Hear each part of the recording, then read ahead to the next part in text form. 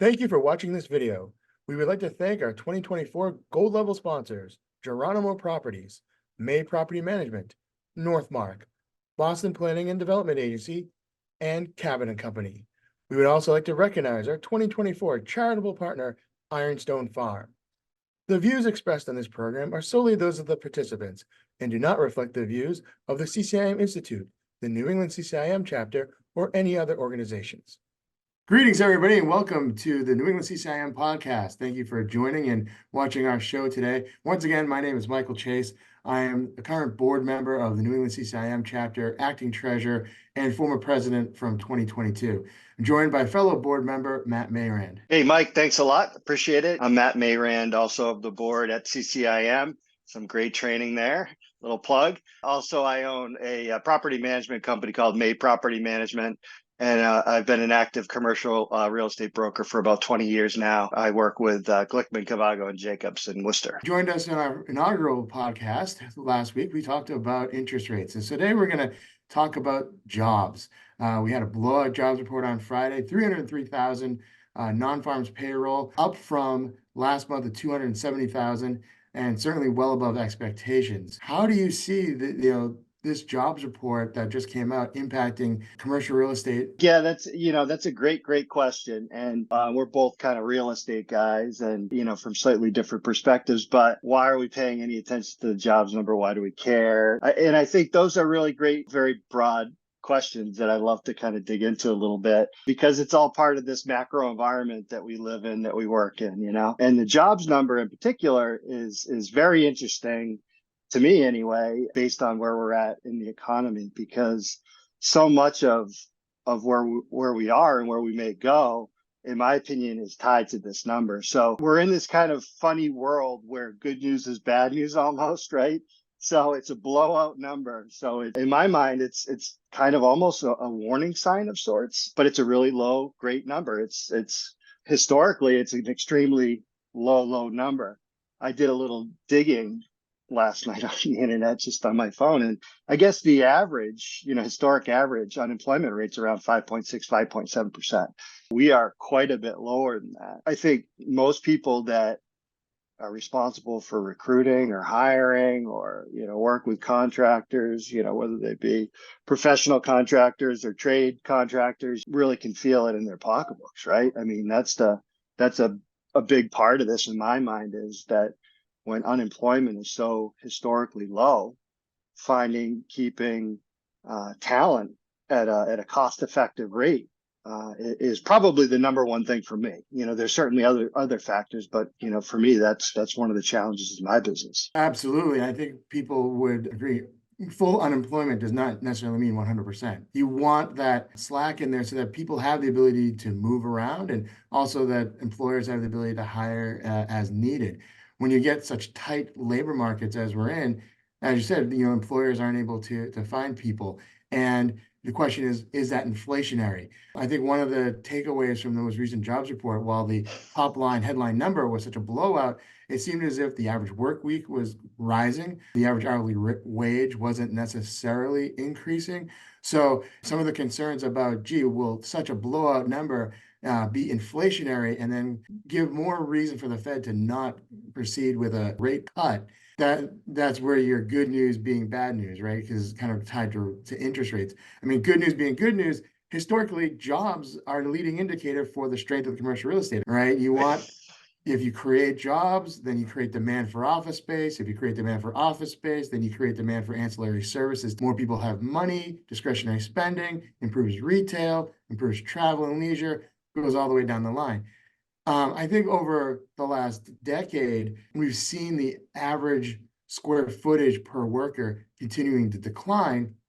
And originally, just due to the high rental rates in office, in some of those core downtown markets, whether they be San Francisco, Boston, New York, what have you, when Class A office tower rents were pushing triple digits, you certainly had space users looking for ways to be more efficient in their space, no longer having big file cabinets, moving that offsite, or, IT data storage, moving that offsite. So you started seeing that shrinkage of the average square footage per worker. But now, since COVID, it's a whole different dynamic. That average square foot by square footage by worker has declined dramatically, so much so that we really haven't reached that equilibrium and understanding, well, what is the true square footage per worker and how do jobs translate to demand for commercial real estate? How else are you seeing, these jobs proposals impacting some of your clients? Yeah, I think a lot of what you just said is really important. So, you're talking about the office market. If you're just looking at, the macro, just as you mentioned, historically low employment, the economy is chugging around, seems extremely resilient. You would think for an office landlord, right? This would be the time. You'd be rolling in, the money, and it certainly isn't the case. COVID, certainly threw a monkey wrench into that equation. And, the office market, although will bounce back and be just fine, will probably look slightly different. I do think there are some fundamental bits that will change. I think a couple of the podcasts that I listen to and watch had some really interesting ideas that I'm a big believer in, and that's office is going to become more of a service oriented business, right? So it's through the operation of these properties that you're going to generate more income. So offering additional services and amenities, almost kind of the idea of like a hotel. I do think that's an interesting idea. Certainly we're not there yet, but I do see a trend in the future kind of going that way. But being very efficient with the space, not using, having a ton of meeting rooms, right? That's when I'm working on space plans with my clients, meeting rooms kind of drive me crazy because they're 100% necessary. And you really do need those common spaces for conversations and bringing groups of employees in. But, if you have a giant boardroom that's just sitting there, right? 90% of the time, 98% of the time, that's just super inefficient. And in any market, whether rates are pushing their peaks or, you're just, struggling to keep the building full, that inefficiency is going to, cut both ways. As you mentioned too, everybody's business seems to be going pretty good. Certainly there's some headwinds with interest rates, other fears, but, the positive of this is that, people have money in their pockets. People feel confident that their job is going to be around. And I think that is a huge component of this, is that everybody feels pretty good about their job and their job prospect. I agree. Matt, I think it's very interesting what you're talking about, how the nature of how you operate your office building could significantly change, and if you make it more of a service-based enterprise, because then how will that impact underwriting? How will lenders view that type of income? How variable might that be? And how do you truly dig into that? So that's a very interesting take. Certainly jobs, while may not be translating as directly to office demand, office space, not slowing down demand for retail. Lenders and borrowers and investors seem to be still going after particularly grocery anchored retail, neighborhood retail, especially if your neighborhood retail is kind of anchored by one of those essential businesses that we saw through COVID, liquor store, pet store, drugstore, then you're probably okay there. Industrial certainly seems to be still going strong as well. Yeah, that's true. As you're talking about industrial, when I first started in this business, it was around, roughly 20 years ago.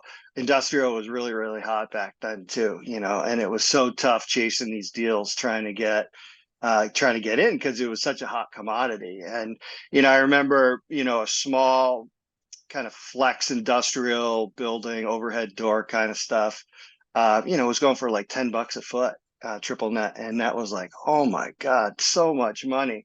And, a few years after that, the market for that went down, and the industrial market was soft for close to a decade. And, those rents went from 10 down to maybe 6 in my market. Obviously each market's a little different.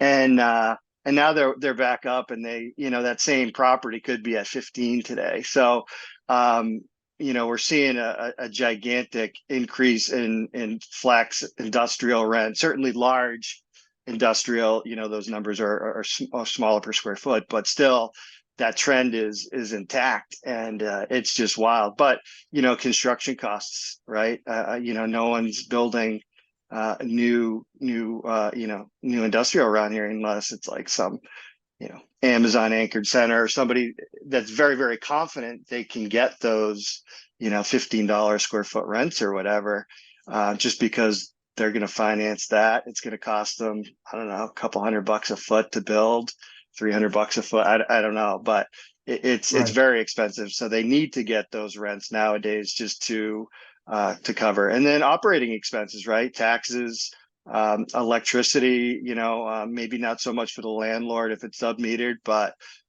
we've seen some electricity expenses go up by 20 or 30% over the past couple of years. So, just general operating, all these things that go into making the things has gotten quite a bit more expensive. How should people in our roles help with our clients leverage the current economic conditions? Wow, that is the question, right?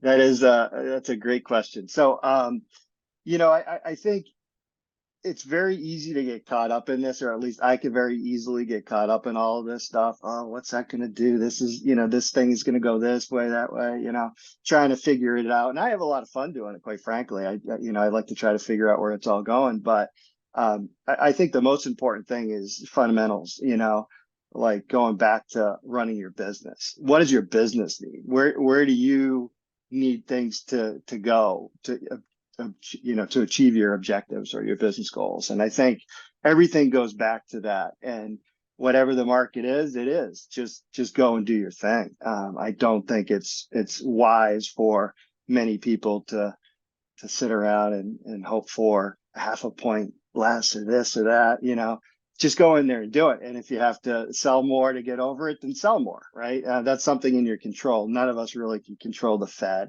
or, who knows what's going to happen around the corner too. Relating kind of back to our discussion from last week and interest rates, how can we kind of leverage these current economic conditions or, continued strength? It seems as if all of these recent economic reports, whether it be last week's ISM report, which was very positive and then led into the positive jobs report, continuing to push out that expectation of the Fed making its first rate cut.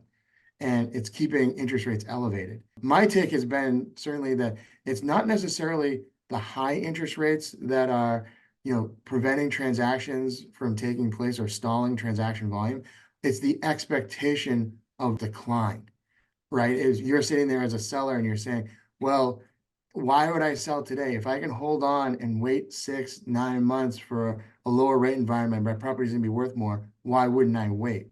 If all of a sudden that outlook changes and rates are expected to stay higher for longer or even expected to go up, well, then that desire to wait or hold out on a sale diminishes. So, leveraging the current economic conditions, kind of going back to that point, well, with this, with these economic reports and the likelihood that the Fed is going to further delay its first rate cut, well, it's going to make it so that those sellers who have time constraints on their hold periods, if they don't have the luxury of being able to wait, buyers may be able to get good deals. One other interesting little tidbit, right? So I think it's coming out today, but CPI, I think is going to be announced today. Absolutely. So one of the bigger components of CPI, I think it's, I don't even know, 30-40%. It's a large component is housing. I think that CPI number is going to be important. Housing is a big component of just inflation in general. And it's also in that sticky category, right? You hear about sticky inflation. Exactly. Yes. And it's true, right? Yeah, housing costs have certainly been a sticky part of the inflation picture. It's one of the reasons why we haven't seen as much of a decline in the inflation rate. And you mentioned housing costs, I think particularly from a purchase perspective, but it's the rental side, right? The tenants going in and maybe they renew their lease once a year. So that's, it takes a little bit longer for that turnover recycling of leases to start to make its way into that economic data. Kind of from what we talked about, we just had a blowout jobs report. It's a continuation of very positive economic data, kind of has a multifaceted approach in my mind. One, while a very positive, number, not necessarily as applicable and translating to direct demand, particularly in office, but certainly supportive of other segments. Also on the other side of that, the positive number could have an initial impact on interest rates, not likely to help the premise of getting an interest rate cut sooner rather than later. So those are kind of my takeaways. What are some of your takeaways? Yeah, I'm on the same wavelength as you as far as outlook. I think that we might see a little bit of a higher CPI number today, and I don't think we're going to see too many rapid cuts. But I don't think that's really the end of the world either. I would like to see a little bit of an adjustment in some of the sales numbers, some of the construction costs, some of the rents, just to kind of come in line a little bit.